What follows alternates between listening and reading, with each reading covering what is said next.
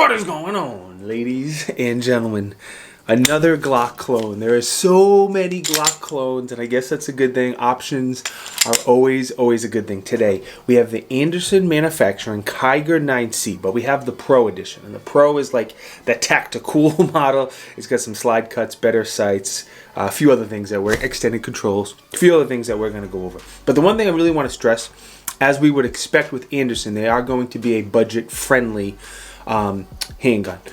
Not that it's bad or low quality, but definitely budget friendly. The standard version of the Kiger, you can find them for sub 400 beans. The Pro Edition you can find for sub 500 beans. So keep that in mind as we go through it. It's pretty nice for a budget friendly pistol. All right, starting, actually the case. It does come in a box, and it does come with a nice little zipper case that's branded if that's something you care about.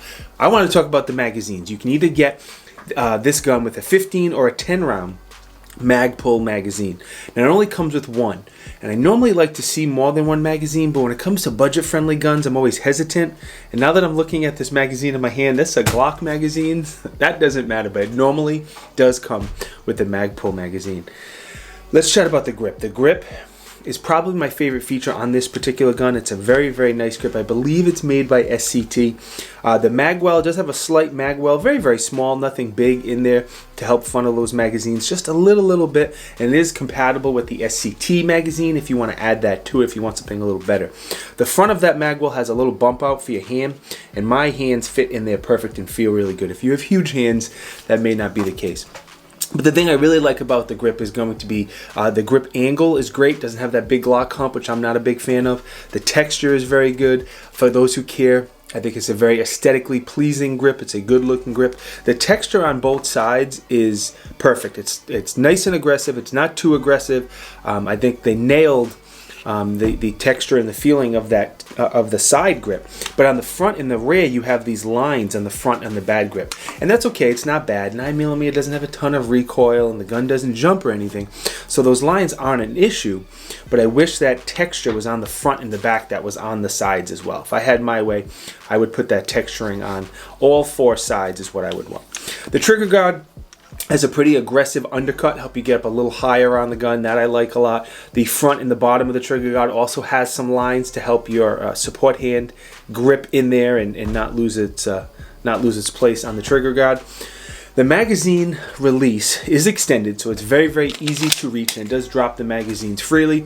It's that skinny rectangular type magazine release that we used to see. It's not the newer Glock shape. For me, that doesn't make a difference. Pretty much with all Glock guns, I need to readjust my grip when I drop that magazine release, whether it's the skinny one or the bigger one. So for me, it doesn't matter, but it is that shape. Now, before we get into the trigger, because everybody always wants to know about the trigger, I need to pay my bills and thank Natchez. They are the biggest supporter of the Tiberious Gibbs channel. They have you covered. If you need any accessories for your pew-pew, light, optic, pew-pews, whatever you need, they have you covered. They also have hunting, camping, fishing, lots of good stuff. They're always having tons of good deals. I'm always sharing those in my newsletter if you want to sign up for my newsletter. And yeah, they're just a great support of the channel. The shirt, of course, is from TriStar Trading because I don't wear shirts from anyone else. They have the coolest designs in the gun industry. The link to both Natchez and TriStar are you know where. Now, the trigger. The trigger's okay. It may be a Glock performance trigger. Again, I don't know for sure. It's a Glock trigger. So it has a little bit of take-up. Has that very stout wall, which I like. I just want to quadruple check that the gun's unloaded. Has a very stout wall. I like that because when I shoot, I pull up to that wall and then break. It's a shorter break, but it's an average trigger. And then the reset's quite nice. The reset is pretty short, so it's definitely nicer than a standard Glock trigger. It's nothing that's going to win any awards or anything, but I would say it's better than a Glock trigger. That's why I think it's the Glock performance trigger. Anyway, done talking. Let's get up close, take that break so you can see the trigger and you can decide what you think.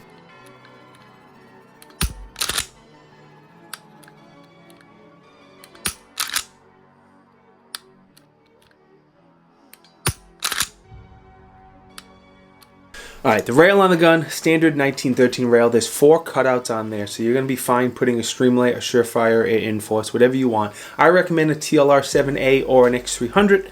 but you can put on there whatever you want. There's speed ledgers on both sides of the frame. Has that same great texturing that the grip has, and it gives you a place to rest your thumb on your support hand or your trigger finger. The slide release is only on the left side of the gun. Again, this is a Gen 3 Glock clone, like all of them are, so you lefties are bumming, but the slide release is extended, and I really like the Glock extended slide release. If you're like me and you use it as a release, not just to stop, it's that little extra bump makes it very easy to drop that slide, and it's not too big, it doesn't stick out, it's not going to get snagged, but I definitely prefer the extended slide release when it comes to Glock and Glock accessories. Let's talk about the slide, because you have a little bit going on here on the slide. The material is 416 stainless steel, which is good. The coating is a black DLC coating, which is also good. So I think your durability and your rust prevention with this slide should be fine. The other thing I want to point out is the front of the slide matches up to the front of the grip. The last two Glock clone videos I did, the frame stuck out further than the slide, and I mentioned it because it was killing my OCD, and I thought I was going to be the only one. And there was dozens of comments saying, oh my God, that looks terrible. The slide should match up with the frame. So this slide matches up with the frame, which is great. Also on the slide, you have some relief cuts here, which I'm sure you noticed on both sides of the slide and on the top of the slide as well. You have some relief cuts to lighten up the slide and make it look extra tactical. There does have some rear serrations as well. The rear serrations are good. They're not bad. No big deal there. And then the sights. The sights are Glock pattern sights. So if you don't like these, you can easily change them out. They're all blacked out.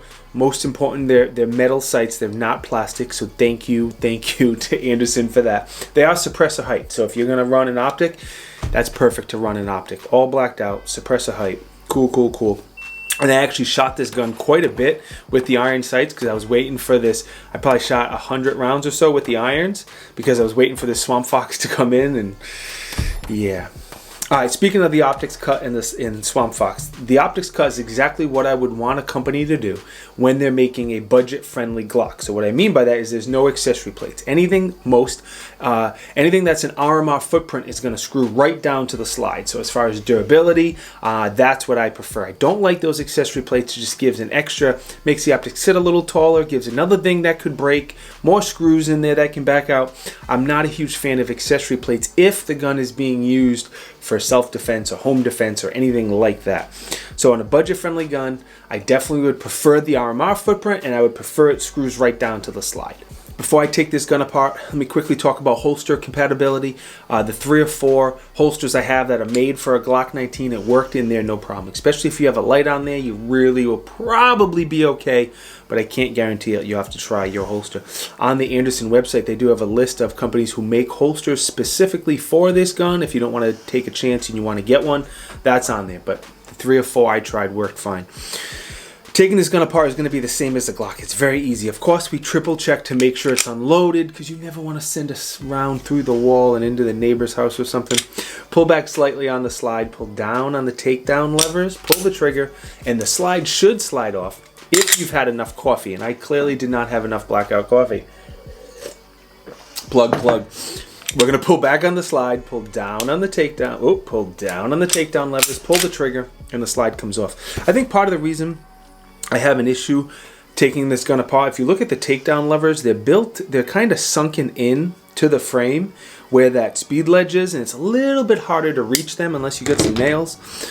Not a big deal, but I think that's, part of the problem. Looking inside the frame, again, it's a Gen 3 Glock clone, so it's going to look just like and take the parts of a Glock, and I think if you've ever seen inside a Glock, that'll be very familiar to you. The recoil spring is a captured plastic recoil spring, which is kind of what I expected.